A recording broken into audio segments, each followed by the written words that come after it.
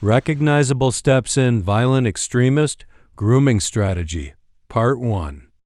Sa Communist Party of the Philippines kasi, ang pag-alam at pagkilala sa magiging recruit nila ay dumadaan sa proseso ng tinatawag nilang social investigation through class analysis or SICA.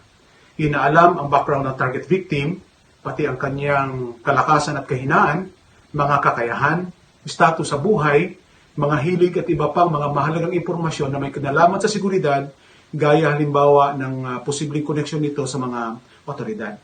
Ito'y mahalagang mga impormasyon na magbibigay ng paborableng kondisyon upang matagumpay na maisakatuparan ang aktual na pagre-recruit.